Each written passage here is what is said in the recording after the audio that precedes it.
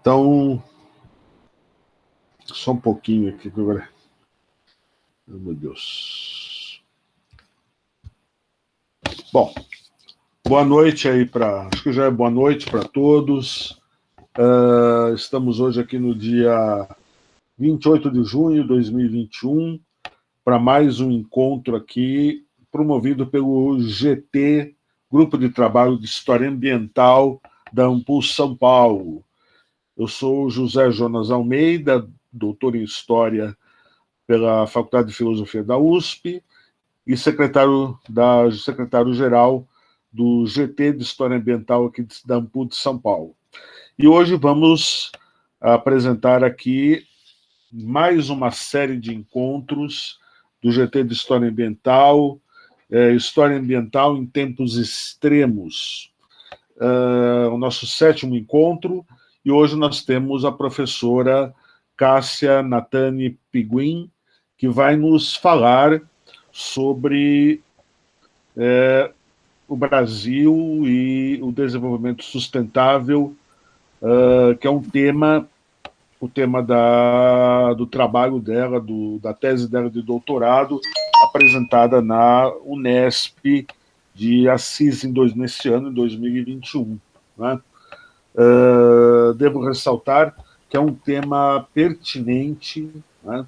Um tema muito, muito atual a respeito da questão que envolve as políticas, sobretudo as políticas voltadas para o aspecto da sustentabilidade, realizadas a partir de 1992, né, com 92, que houve no Rio de Janeiro, quando o termo sustentabilidade passou a estar presente nas políticas públicas de vários países do mundo, inclusive do Brasil. Foi a partir dessa época que o termo sustentabilidade ganhou maior notoriedade, né?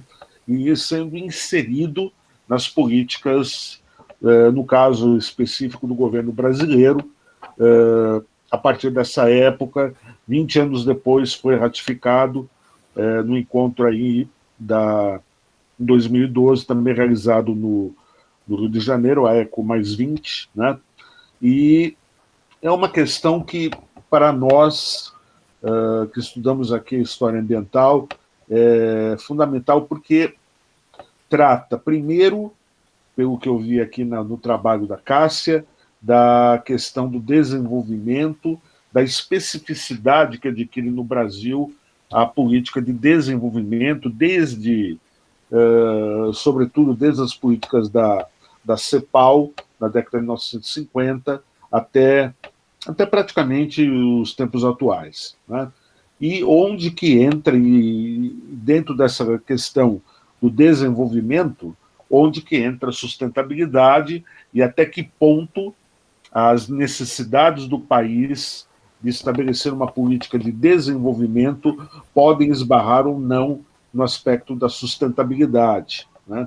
Visto que o Brasil tem seus problemas próprios, problema de extrema desigualdade social, desigualdade de renda, áreas que ainda não se modernizaram, e áreas mais desenvolvidas, ou seja, um país de grande disparidade econômica e social. E como as políticas voltadas para o desenvolvimento, ou o chamado desenvolvimentismo, podem se adequar ou não ao aspecto aí da sustentabilidade. Então, esse é o tema que a professora Cássia nos propõe, que é um tema absolutamente aí pertinente, um tema fundamental. Então, feita essa pequena apresentação, vou passar então a palavra à professora Cássia, né, que vai fazer uma exposição do seu trabalho, do seu tema que ela trabalhou na sua tese, e depois nós vamos abrir aí para questões, para perguntas dos demais participantes. Tá ok? Então, passo agora a palavra para a Cássia iniciar a sua exposição. Eu vou determinar, nós combinamos um tempo aí mais ou menos de 40 a 45 minutos para a exposição dela, e depois vamos abrir aos participantes que queiram fazer colocações, observações ou perguntas. Tá ok? Então, vamos lá. Cássia, agora é com você. Olá, Jonas, boa noite a você, boa noite a todos. Quero agradecer ao convite do GT de História Ambiental do Amplo São Paulo, para que eu esteja aqui com vocês nessa tarde de hoje, nessa noite de hoje, para a gente conversar um pouco a respeito das políticas públicas de geração de energia no Brasil, a partir desse momento que a gente tem um conceito aí a ser incorporado a essas políticas, que é o desenvolvimento sustentável, né? Todos me ouvem bem? Me ouvem bem? Perfeito. Ótimo. Então eu vou compartilhar aqui com vocês um PDF para que vocês possam acompanhar a minha exposição.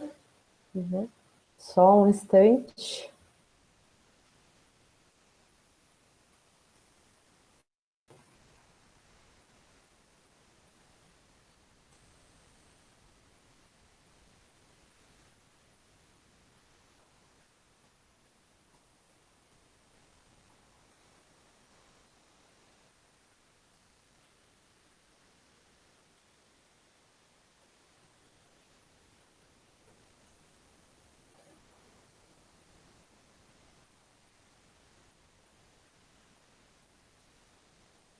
Todos bem?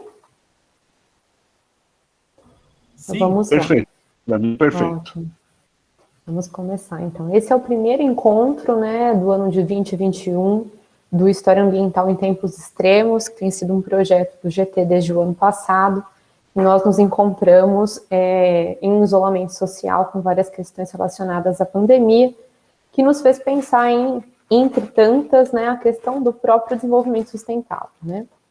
E na noite de hoje a gente vai falar sobre sustentabilidade e desenvolvimentismo no Brasil, recortando principalmente a questão do consenso e do dissenso nas políticas de geração de energia no recorte de 1992 e 2012, pegando aí então as duas conferências sobre o meio ambiente realizadas no Brasil, a Rio 92 e a Rio Mais 20. Ao longo da minha fala eu vou explicar a respeito de consenso e dissenso na elaboração dessas políticas, tá? Como o Jonas já apresentou, esse é um recorte, uma síntese da tese de doutorado defendida no finalzinho de 2020 na Unesp de Assis, que teve a versão final disponibilizada no início desse ano, né? Com orientação do professor Paulo Henrique Martinez, um trabalho realizado dentro do Laboratório de História e Meio Ambiente, o LABIMA, da Unesp de Assis. Vamos lá. A pesquisa, ela teve como objetivo compreender como o Estado Nacional Brasileiro utilizou a água, a biomassa agroenergética de cana-de-açúcar e o petróleo nas suas políticas públicas de geração de energia nesse horizonte do desenvolvimento sustentável, né, pensando esses marcos temporais. Então, a gente tem que pensar que, a partir de 1992, há um processo de institucionalização do conceito nas políticas públicas brasileiras, né, para o uso dos recursos naturais. Então, eu trabalhei especificamente com esses três e sobre esses três recursos: água, biomassa agroenergética de cana-de-açúcar e petróleo, que nós vamos conversar nessa noite de hoje. A minha fala, ela está dividida em 5 partes. Primeiro, eu apresento, né, o objetivo dessa investigação, as questões centrais, o marco teórico. A seguir, eu falo da inserção internacional do Brasil com ênfase nos conceitos de multilateralismo e cooperação, que são conceitos que estavam, né, sendo discutidos, que foram a base das conferências sobre meio ambiente organizadas pela ONU nesse recorte temporal. Destaco os principais temas relacionados com a questão energética no contexto dessas conferências. Apresento como o território brasileiro ele é observado a partir da elaboração do Plano Nacional de Energia 2030, que é o primeiro Plano Nacional de Energia construído nesse recorte, com as especificidades que serão apresentadas, e sigo para as minhas conclusões, tá? Então, vamos lá. Então, quais são as questões que estão postas aqui, né, para nós hoje, a partir do desenvolvimento da pesquisa? Então, considerando a característica de desenvolvimento, principalmente a característica desenvolvimentista do Estado brasileiro, né? Como esse mesmo Estado ele respondeu às prerrogativas de um crescimento que deveria ser sustentável, né? Quais foram as consequências das conferências de meio ambiente sobre as políticas do Estado brasileiro para o uso dos recursos naturais geradores de energia? Como a água, a biomassa e o petróleo, aí, como eu já disse, né, biomassa agroenergética de cana-de-açúcar, foram incorporadas às políticas públicas do setor energético no contexto do desenvolvimento sustentável. E, por último, quais as diretrizes que nortearam a dinâmica de uso desses recursos, apresentadas nos planos setoriais elaborados no contexto. Aí que entra o Plano Nacional de Energia 2030, né, 2030.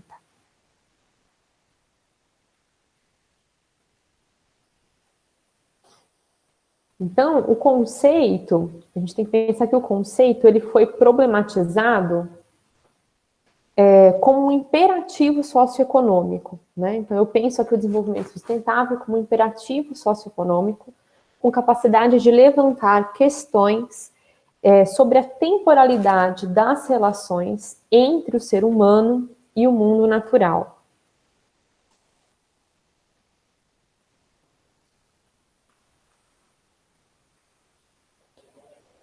Para pensar essas políticas, então, eu trago aqui uma proposta do Axel Dorogiani, que ele é especialista em recursos hídricos e ele foi consultor da CEPAL durante muitos anos.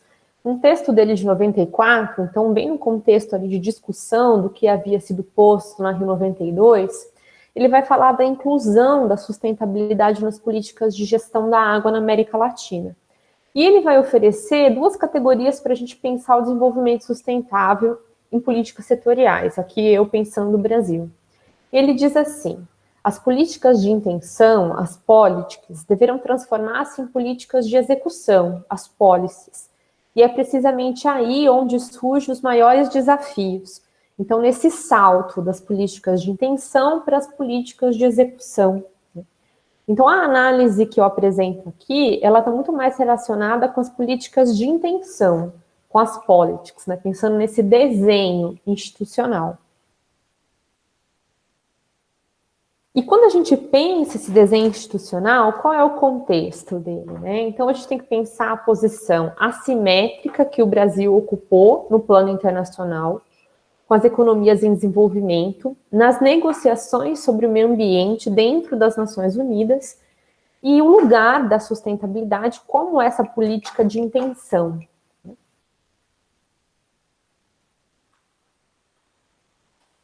Então, vamos pensar, então, o Brasil nessa inserção internacional, a partir de 1992, né?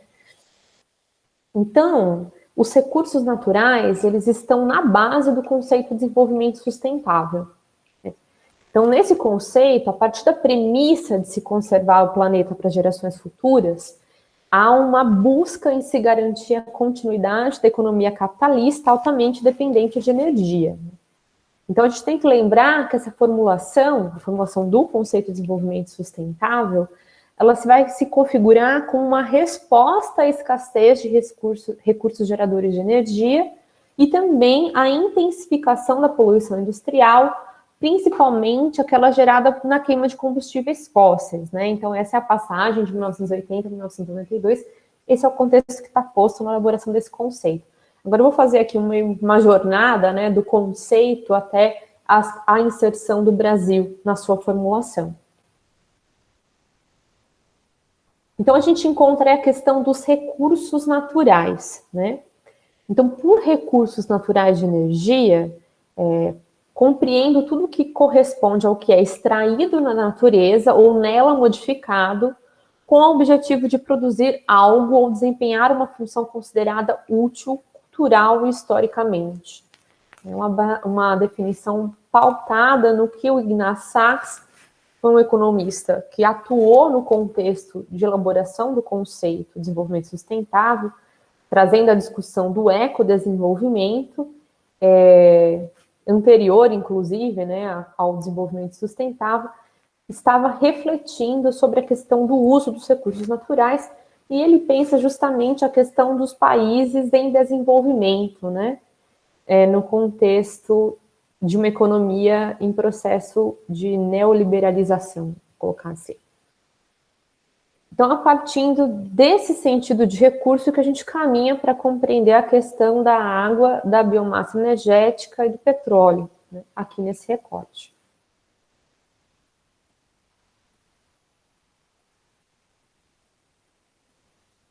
Então, nessa nossa jornada aqui, a gente encontra em 1987 o relatório Nosso Futuro Comum, e nele a gente encontra a proposta de 2 perfis de política para a implementação do novo projeto de desenvolvimento, denominado desenvolvimento sustentável, o ambiental e o desenvolvimentista. Então, a necessidade de um horizonte de tempo alargado para atingir o objetivo do desenvolvimento, ela é reforçada nesse contexto de finais de 80. Em 1992, na Conferência das Nações Unidas sobre o Meio Ambiente e Desenvolvimento, a Rio 92, a gente tem a questão do multilateralismo e da cooperação. São eles que estão na estrutura dessa conferência e nos documentos acordados nela, né? Então, a gente tem aí a própria Declaração do Rio, a Agenda 21 Global, a Convenção sobre Diversidade Biológica, a Declaração sobre Florestas, né? Toda a discussão sobre processos de desertificação e a Convenção sobre Mudanças Climáticas. Então, esse arcabouço institucional construído nesse momento, né, que vai ser aí formulado e reformulado até o nosso presente mais recente. Então, a gente encontra 2 orientações aí nesse consenso do multilateralismo e da cooperação como orientadores do desenvolvimento sustentável, né? Uma política ambiental voltada para o crescimento econômico e a necessidade de estados e organismos internacionais discutirem o peso das medidas ambientais capazes de restringir esse crescimento. Então, a gente tem a configuração, nesse contexto, do que a gente chama de comunidade internacional. E aí eu trago aqui para a gente pensar o Carlos Lopes, que é historiador, num livro chamado Cooperação e Desenvolvimento Humano, em que ele está discutindo essa agenda emergente, né, para um novo milênio. E o que a gente pode compreender como comunidade internacional? Ela se baseia na necessidade de previsibilidade que existe na vida em sociedade. Então, a realização das conferências sobre o meio ambiente buscou captar essa premissa de previsibilidade das ações do capital sobre a natureza. Então, essa ideia força, ela surge com uma possibilidade de expansão de capacidades institucionais, como estrutura, organização e aquisição de competências para identificar necessidades em enfrentar problemas e definir objetivos. Então, essa é a agenda posta. É a agenda na qual o Brasil atua, também faz parte, ajuda a construir e vai usar como plataforma para sua inserção internacional num processo de redemocratização, de reinserção, de inserção internacional, né, de um país com uma pauta democrática numa economia global.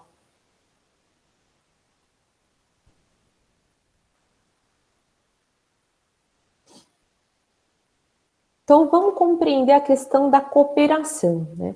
E ela tem aí 3 estágios, ainda pensando Carlos Lopes.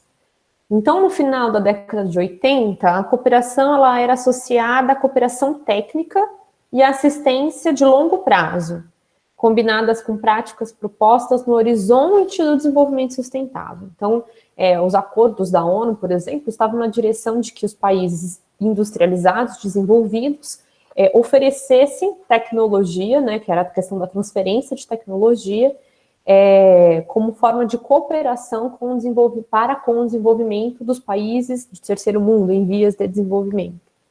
Mas nos anos 90, essa cooperação, a ideia de cooperação, passou a estar associada a um amplo processo de criação e disseminação de conhecimento capaz de promover o fortalecimento da política nacional e internacional.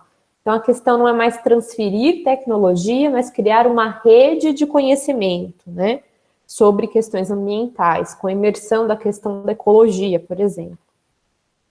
E nos anos 2000, essa ideia de cooperação, nessa comunidade internacional sobre política ambiental em construção, já está associada ao desenvolvimento de programas multissetoriais combinados com a redução da pobreza e mitigação dos riscos da globalização. Então, a questão já é a mitigação, né? Não é impedir, é mitigar, né?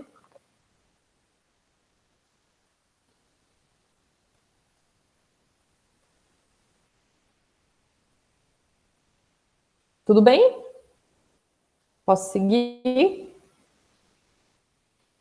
Vamos lá. Então, aí, eu seguindo, né, esse nosso recorte cronológico, a gente chega a 2002, num meio caminho aí que, às vezes, poucas pessoas lembram, mas é muito importante quando a gente fala do papel do Brasil nesse recorte 92-2002, que é a Cúpula de Joanesburgo, né, em 2002, também conhecida como Rio+10. E na Cúpula de Joanesburgo, né, a gente identifica como objetivo o desenvolvimento de um plano para acelerar e fortalecer a aplicação dos princípios do desenvolvimento sustentável, sintetizados em uma agenda global que fosse capaz de entrelaçar comércio, financiamento e oferecer espaços de negociação entre multi-atores, né, ou entre multi-stakeholders, que seriam quais atores, né? Então, o setor produtivo, o setor financeiro, o governo, as ONGs, comunidade científica e elementos, todos esses atores direcionados para uma proposta de governança.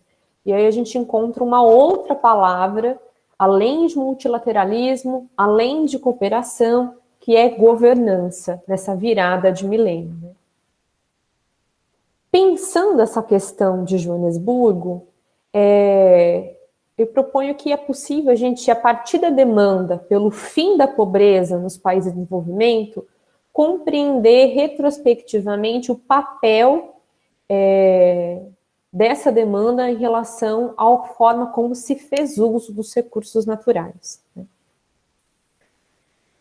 Então, a partir dessa ação, a gente vai compreender o lugar que o conceito de desenvolvimento e sustentabilidade, e a sua sustentabilidade que se torna estrutural, que é derivada do desenvolvimento, ocupa para a política de Estado no Brasil na década de 2000.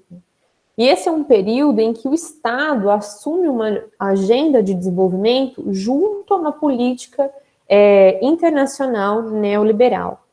Então, aqui eu destaco a questão da gente pensar um salto existente entre o sustentável como adjetivo e a sustentabilidade como substantivo, a partir, então, aqui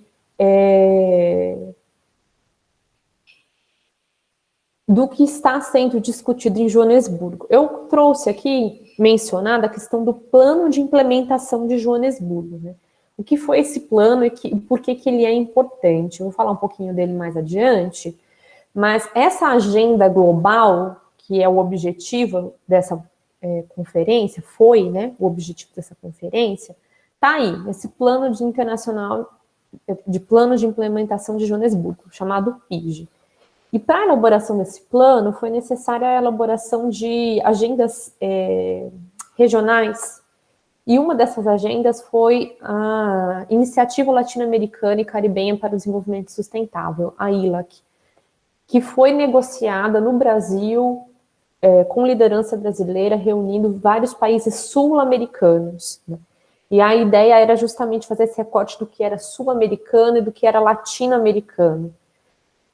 Foi um momento em que a política internacional tentou se distanciar da crise econômica em curso no México, o separando dos demais países. Então, ele era um país da América do Norte, ele não era um país da América do Sul, né? E a América do Sul tentava aí se proteger da crise naquele contexto. Então, a gente tem aí o Brasil como um ator nesse processo, que a gente tem esse documento aqui mencionado.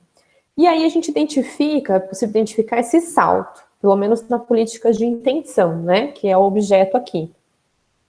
Então, o sustentável se desdobra, perdão, tá faltando um S aqui, sustentável se desdobrou em sustentabilidade como substantivo. Aqui eu estou pensando um pouco o texto do Ratner, de 99, que depois está nas referências bibliográficas, eu deixo aqui um tempo para a gente conferir. Então, esse sustentável como adjetivo começa a aparecer como qualificador do desenvolvimento quando tem como princípios a competitividade, a equidade, a ecologia e as inovações, a negociação e financiamento como parâmetros. Então, lá nos anos 90. E aí a gente tem a sustentabilidade como substantivo, né? Que dá nome ao projeto de desenvolvimento de longo prazo, atuando como um princípio estruturante de um processo. Então, a gente tem aí a questão de algo que está incutido na própria ideia de desenvolvimento. Né? As questões ambientais estão incutidas na própria ideia de desenvolvimento. E é já no contexto da sustentabilidade que a gente chega a Rio+20 e ao lugar do Brasil nessa conferência, né, que recebe essa conferência, que propõe, né, mais do que receber, propôs a realização dessa conferência.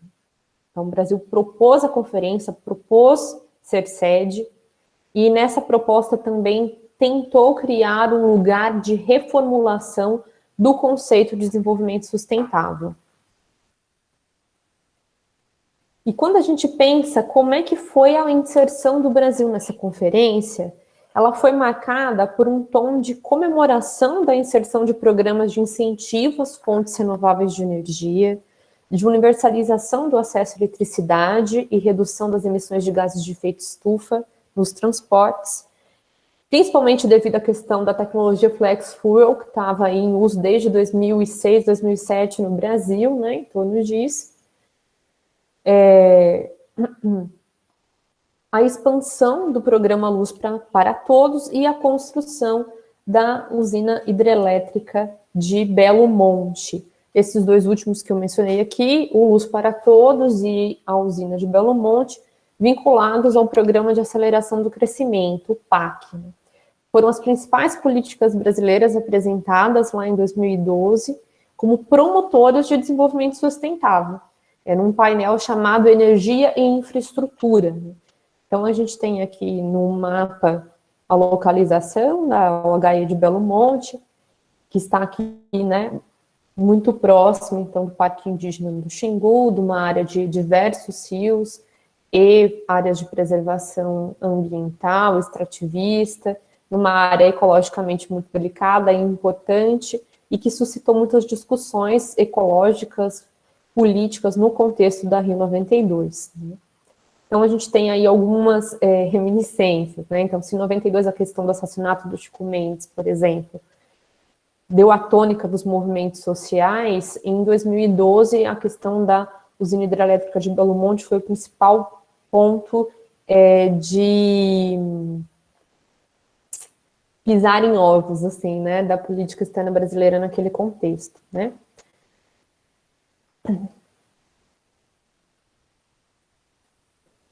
E aqui eu passo a falar da questão da energia como imperativo e desafio. Então, está posto o desenho do que foi esse período em termos de construção do ideário de desenvolvimento sustentável, dessa passagem do sustentável à sustentabilidade, de alguns interesses do Brasil aí, como a construção de uma imagem de um país democrático, economicamente confiável, de articulador de políticas de desenvolvimento em termos regionais, sul-americanos, né, de promotor de políticas internas de universalização e acesso de energia, de políticas renováveis em energia, que demanda a realização da Rio92, da Rio+20, perdão.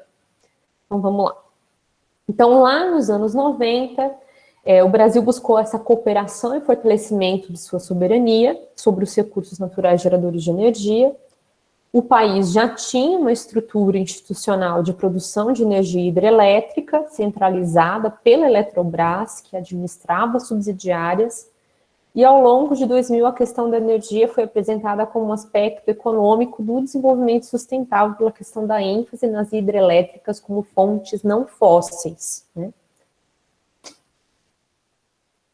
Então, para resolver essa questão da inserção do Brasil num contexto de política internacional com a premissa do desenvolvimento sustentável, então a gente tem ações na esfera internacional e no espaço nacional. Então, na esfera internacional, foi proposta a Iniciativa de Desenvolvimento Sustentável da América Latina e Caribe, a ILAC, que é essa ação entre países da região para incentivar a cooperação Sul-Sul com o apoio de organismos multilaterais. E a inserção da ILAC no plano de implementação de Joanesburgo foi devida, né, à atuação do Brasil com o Grupo de 77, com a China, e vai simbolizar, o que simbolizou é o propósito do chamado globalismo de coalizão Sul-Sul. Então, aí o lugar da sustentabilidade estaria na capacidade de ampliar a participação da ciência e da tecnologia nas políticas de cooperação. No espaço nacional, né, no setor de energia, a gente tem os projetos hidrelétricos chineses utilizados como referência na elaboração dos planos setoriais de energia, e aqui no slide apresento para vocês aí a capa do Plano Nacional de Energia 2030, o caderno de direção hidrelétrica e a versão consolidada, a versão consolidada à minha esquerda, caderno de geração hidrelétrica à direita, que serão objeto da minha fala daqui em diante. E essa opção da questão da hidrelétrica, né, ela vinha acompanhada da justificativa de que este era um bom modelo de planejamento, bem sucedido, em uma inserção competitiva no mercado internacional, já que o Brasil e a China, que é esse país modelo, possuíam populações e mercados em expansão. Soma-se aí a necessidade de cumprir com as metas de redução dos gases de efeito estufa, né, uma vez que a matriz da hidrelétrica, né, era a água e estaria isento de emissões de origem fóssil, né, que é a grande questão da queima de combustíveis como o petróleo, por exemplo. Estava vinculada lá ao ideário de poluição e sustentabilidade da geração elétrica, lá do final dos anos 80, né, no início dos anos 90, que era parar com as emissões derivadas da geração de energia por petróleo, por exemplo, em termoelétricas e tudo mais. Então, esse era o discurso posto, né? Hoje, sabemos que os lagos e barragens, eles emitem muito dos gases geradores de efeito estufa, né? E estudos já apontavam essa característica lá no momento da construção do Plano Nacional de Energia, que foi 2007, né? Então, já havia essa discussão internacional e aqui também no Brasil. Então, o PNE, que é o Plano Nacional de Energia, ele foi o primeiro plano de médio prazo coordenado pela EPE, que é a Empresa de Pesquisa Energética, que foi criada em 2004, durante o governo de Luiz Inácio Lula da Silva, assumindo o lugar de órgão responsável pelo planejamento do setor elétrico, como era a Eletrobras, antes das privatizações do início dos 90.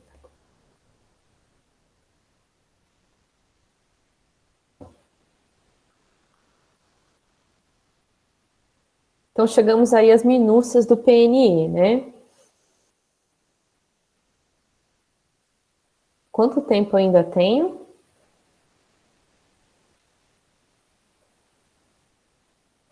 10? Tá, vou tentar ser breve aqui. Então, o PNE, como eu já coloquei, tem essa característica de ser o primeiro plano da empresa de pesquisa energética. No contexto da elaboração dele, a gente tem o Silas Rondô Cavalcante como ministro de Minas e Energia, o Márcio Pereira Zimmermann como secretário do Planejamento, mas eu vou destacar aqui principalmente a questão do Maurício de Omutou Masquim, que era presidente da EPE no contexto de elaboração do plano. Posteriormente, um pouco antes, no contexto de criação da EP, ele era secretário executivo do Ministério de Minas e Energia, no momento em que a Dilma Rousseff era ministra de Minas e Energia, né? Então, a gente tem um processo aí, tanto da elaboração de algumas agências e legislações durante o governo Fernando Henrique Cardoso, algumas privatizações, e esse contexto de elaboração do PNE no governo Lula. Eu vou passar aqui alguns mapas para ilustrar para vocês como o território, então, ele é percebido, ele foi percebido, assimilado e apropriado nesse PNE. Então, quando a gente fala de hidrelétricas, principalmente, a gente tem aí o recorte do território em bacias hidrográficas, né? Um total aí de 12 bacias hidrográficas, e a grande maioria dos projetos desenhados em 2007, previstos até para serem executados até 2030, então nesse meio tempo em que estamos aqui, né, vivendo, passando por ele, estavam na bacia do Amazonas, né? Esse planejamento do PNE com o horizonte de 2030 tinha como objetivo reformular o Sistema Integrado Nacional de Distribuição de Energia, o SIN. Então, até 2007, esse era o desenho do SIN. Então, a região norte, ela era abastecida por sistemas isolados, né, daquele momento, com o linhão da Venezuela. Então, a gente tem essa rede integrada à região nordeste, principalmente o centro-sul aqui, né? E o desenho proposto no PNE seria esse, com usinas na região norte, na bacia amazônica, sendo integradas ao SIN, mas a gente pode ver que a energia ela é direcionada, com exceção de Manaus aqui, ela é toda direcionada para o centro, para o sudeste, né? Para o sudeste. E a construção dessas redes de transmissão e distribuição, elas impactariam principalmente a Amazônia e o Cerrado. Esse é um estudo que está lá no PNE. Tá? Desculpe a qualidade das imagens, que nesse recorta e cola, né, de trabalhos para até colocar aqui no PDF, transforma o PowerPoint em PDF, não está muito boa. Então, vamos aqui. E a gente encontra a questão do dissenso e do consenso na geração hidrelétrica, né? No caderno de geração hidrelétrica e no Plano Nacional de Energia, na sua versão consolidada, a gente vai encontrar uma passagem muito ilustrativa da questão da opção por megaprojetos de infraestrutura e da centralização da questão energética no país. Então, a gente tem uma frase aí que vai ilustrar um pouquinho disso. Então, abre aspas. O Brasil, possuindo um dos maiores potenciais do planeta, o potencial hídrico, deveria ou pode renunciar a essa alternativa, considerando uma perspectiva ultrapassada e argumentos simplistas? Isso é o que está lá no PNE, na versão preliminar, depois na consolidada. Questão a qual se acrescenta a afirmação: devemos avançar no sentido de fazer dessa exploração um elemento de integração regional. Então, estava na discussão, mesmo com as notas da assistência técnica ambiental desfavoráveis à implantação de grandes usinas hidrelétricas, o documento finaliza com a defesa da opção pelas hidrelétricas com esse argumento, né? Então, o que a gente encontra aí? O que a gente vai encontrar nesse excerto? A existência da divergência entre os elaboradores da nota técnica e da versão das notas técnicas e das versões consolidadas, que é uma divergência em relação à discussão contemporânea à época da elaboração do documento sobre os impactos socioambientais da construção de hidrelétricas definidos no PNE como ótica obsoleta, ótica ultrapassada, o esforço argumentativo voltado para a construção de um consenso sobre o uso da água para geração de energia elétrica, e a permanência do discurso histórico da integração do território, né, que é um discurso anterior aos anos 2000. Onde a gente encontra o dissenso? O dissenso, utilizando aqui o Jacques Rancière, ele é definido como resultado de um mal-entendido racional de uma palavra, conjunto de significados, ou o seu uso, né? Junto a um exercício crítico negado por um consenso, definido como a opção mais razoável para o tratamento concertado de um problema. Então, mesmo diante de todos os estudos de impactos ambientais, esse dissenso em relação à possibilidade de não concordar com a construção de grandes hidrelétricas é negado pelo consenso de que o Brasil possuía um dos maiores potenciais hídricos do planeta e isso não deveria ser renunciado. Então, também há a questão aqui da soberania, né, sobre os usos dos recursos naturais. A questão da biomassa, ela vai aparecer no PNE, naquele momento, como a possibilidade de juntas hidrelétricas fazer com que o Brasil não fizesse uso dos recursos fósseis para geração de energia elétrica. Então, a gente vê na biomassa a questão descentralizada do uso dos recursos, principalmente biomassa agroenergética de cana-de-açúcar. O que é a biomassa agroenergética? É aquela gerada na indústria agrícola, né? E aqui, diferentemente da questão da hidrelétrica, a gente vai ter ver no PNE a ênfase na criação e disseminação de conhecimento e programas globais de mitigação de risco. E entrava principalmente aqui o acesso ao mecanismo de desenvolvimento limpo, como um subsídio a essas ações descentralizadas de cogeração de energia, que poderia ser somada à energia da rede do Sistema Interligado Nacional, e também o uso do Fundo Ambiental Global, né, o GEF. Aqui no mapa, a gente tem as áreas com melhores áreas para plantio de cana-de-açúcar. E são as áreas onde todas as bacias hidrográficas já estavam saturadas com construção de hidrelétricas, né? Então, era uma tentativa de abastecer o sistema sem depender das hidrelétricas nessa região. Só que a opção pela biomassa, ela cai por terra com a descoberta do pré-sal, né? Em 2006 e 2007. Então, a gente tem a questão do petróleo ainda como uma opção energética de longo prazo, prevista como um backup para além do horizonte 2030, para o horizonte até 2050, que é o segundo PNE, inclusive, né? E a questão do investimento do petróleo no pré-sal, ele é uma solução consensual para o desenvolvimentismo, pensando na questão do consenso e do dissenso em relação ao uso dos recursos naturais, né? Então, o uso do petróleo do pré-sal viabilizaria recursos necessários às políticas de desenvolvimento, que era algo que estava à frente das discussões ambientais naquele momento, né, uma necessidade além, né, posta à frente pelos governantes. Fazendo uma conclusão aqui, o que a gente pode, então, pensar em política internacional, né? Que na política internacional o Brasil esperava construir uma imagem de país democrático e com credibilidade. Em Joanesburgo, a harmonização da agenda interna às políticas necessárias à inserção das economias emergentes no sistema internacional, principalmente as sul-americanas. Na Rio+20, o Brasil busca reordenar a agenda do desenvolvimento sustentável com um projeto nacional de aceleração de crescimento com um Estado indutor de políticas setoriais.